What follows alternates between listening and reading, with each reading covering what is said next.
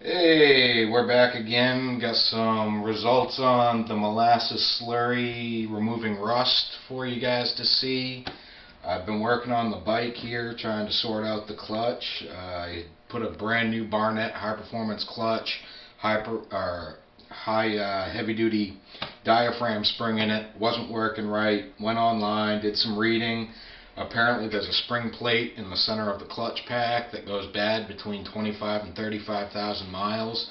I had looked at it and it looks pretty fucking toasted, so I just ordered that. I had to order a new pressure plate because I'm telling you, Harley really missed the mark on this. When they designed this, there's a lip in here that a spring clip goes in to hold this throwout bearing. Now, in order to get the clutch assembly apart, you have to compress this spring. When you compress this spring, just literally you have almost zero tolerance with it. If you over tighten it, this whole lip snaps off. Now, this is like the fourth one I've bought and broken, so I just had to order another one. And you know, it sucks. They're, you know, $60 a pop basically by the time you get them shipped to your house. So I'm gonna try to get it back together without breaking another one because I just don't have the money to keep replacing these. You know, as you can see, it fits down in here like that normally for the clutch to work properly and all that, but this is one that I broke taking apart. This bearing is still good. There's no play in it. No noises when it spins, so I'm still reusing this. But I'm making a homemade spring compressor, which basically washers, a bolt, some nuts, and I'm using a hole saw, which I'm going to grind the teeth off, and that should compress the spring. As long as I'm careful, I won't over compress it and break that lip. All this stuff cost me under $20 for the actual tool to do this. It's, I believe, $65 to $85 for that tool, and I'm basically making one for under 20 bucks. You know, it's not really that hard. I got to do a little grinding on this big washer because it's just literally like 1/10 of an inch too big to fit in the hole. But once I grind that down, that'll be fine. But I really wish Harley had designed that a little bit better because it is so easy to break that. But now that we've talked about that real quick, how about we move on to the results of the molasses thing. And I warn you guys ahead of time, if you try this, it will stink like a redemption center, only 10 times worse. It literally smells that bad. But it's not dangerous by any means. It doesn't look pretty either. And this one is the molasses mix slurry with the metal piece in it. This is just a little bit of Dawn dish soap with some baking soda and hot water. You'll see why in just a minute. I recommend wearing gloves if you don't want your hands to smell absolutely disgusting. So just give me a second here to get these things on. Hopefully I can get them on without ripping them because I really don't want to have to smell that any more than I have to. Another thing to keep in mind with the molasses is if you buy cooking grade molasses, you're going to spend more money for it, but also the feed grade molasses is a little not as strong, so you might have to cut down the water mixture a little bit. More molasses to less water basically, but you can get it in like a 50-gallon drum, you know, really dirt cheap. But here we go, we're going to take it out. Oh, this one's not too bad. You can see most of the rust is gone. Actually, all the rust is gone, and some paint has shown up that we did not originally know was still there because it was covered in rust. So what we're going to do, we're going to put it in here. I got a little green scrubby in here just to kind of help clean off this gunk, because when you take it out, usually there's a thick rust colored film on it, which is just, you know, the molasses slurry, or what was left of it, eating the rust. And today is the 2-week mark that we put it in. So we're just going to clean it off just a little bit.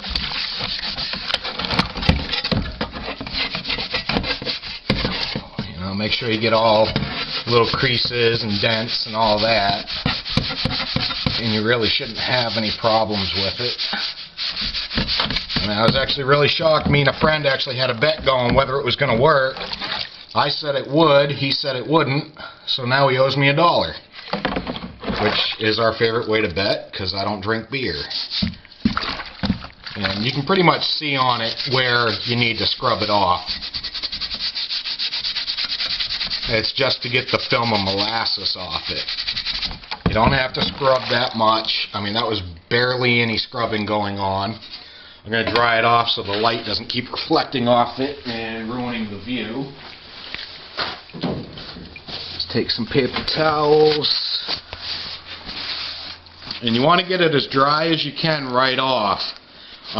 Because I did notice that if you allow it to stay wet, it's going to rust really quick. So wipe it off really good, and that's kind of what the baking soda is for in there too. The bubbles from the soap will actually cause it to get a really thin layer of surface rust. I recommend painting it or priming it as soon as you get it dry enough.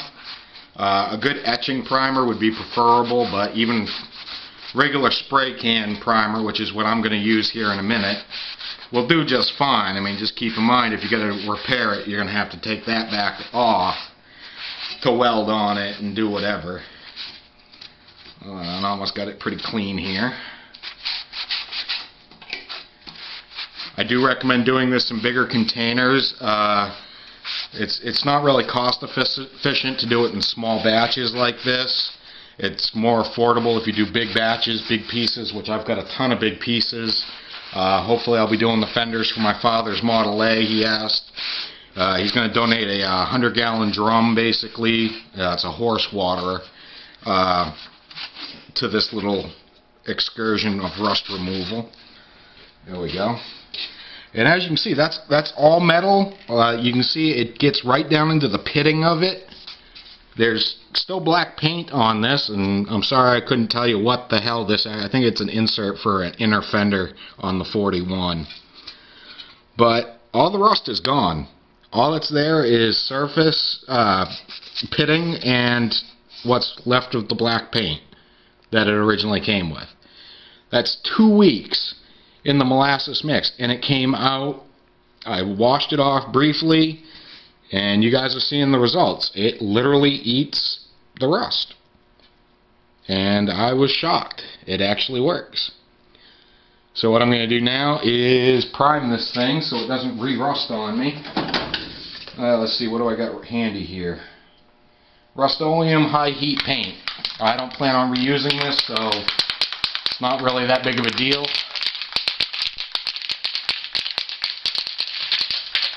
Hopefully this will paint real easy.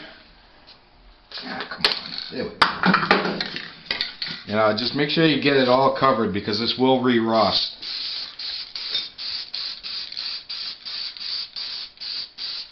Luckily this stuff doesn't take long to dry at all.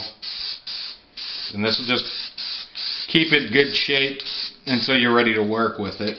Luckily I'm wearing gloves, so I don't care if I... And you can see when you paint it with like black primer, which is kind of what this is, that you'll see the pitting and whatnot. So as long as it's covered, that's one side. Now we'll go to the other side.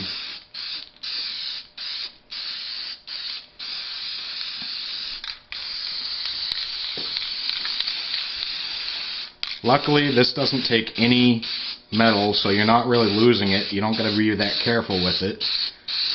I'm sure if I measured it with a micrometer, it's really close to what it was before we even removed the rust.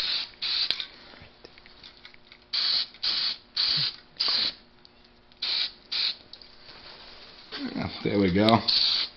Like I said, I don't plan on reusing this part, but I don't want it rusting up again either. A gray primer would have been preferable, but this is what I had on hand.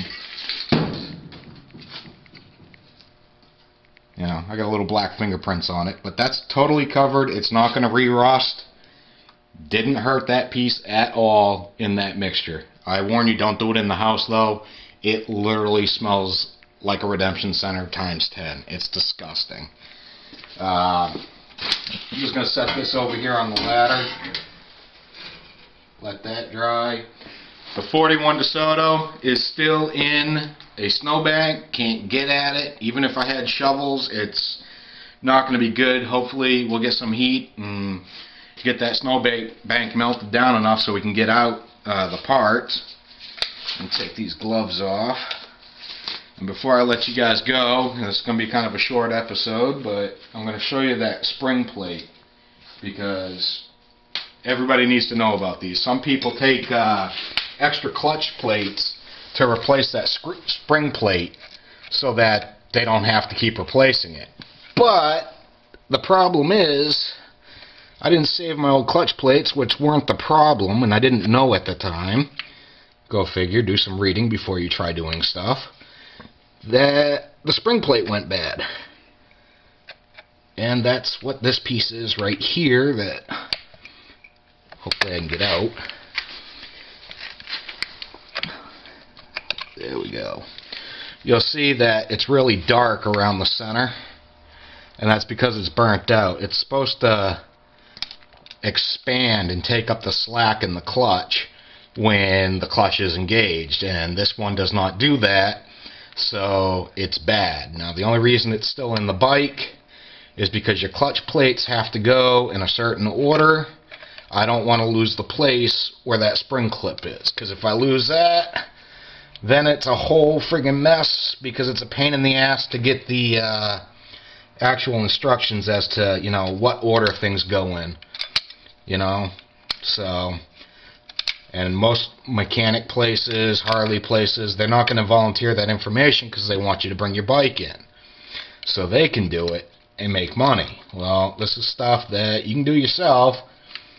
Just you got to be careful when you take the your old clutch pack out. Make sure you face it down, you know, plate down, plate down, plate down, and you'll know it goes in directly opposite the way you took it out. It's very simple. Doesn't take a rocket scientist. Even taking the clutch out is not difficult. Took me a couple tries, but I got it. And another thing that's really important when you're working on these Sportsters, make sure you got it leaned up against something soft. Number one, so you don't damage the paint or your pipes or your chrome or anything like that. But like with mine, I've got a forward control adapting kit on it. And if you have this up on its kickstand, it actually leans over to the left side and oil drips out of this hole, and basically you'll lose all your engine oil, you know, depending on how long it takes you. I mean, it shouldn't take you that long, but I just ordered the parts, so she's going to be apart for a while.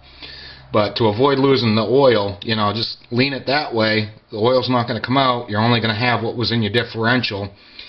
Make sure you have something down. I got some cardboard here for my tools.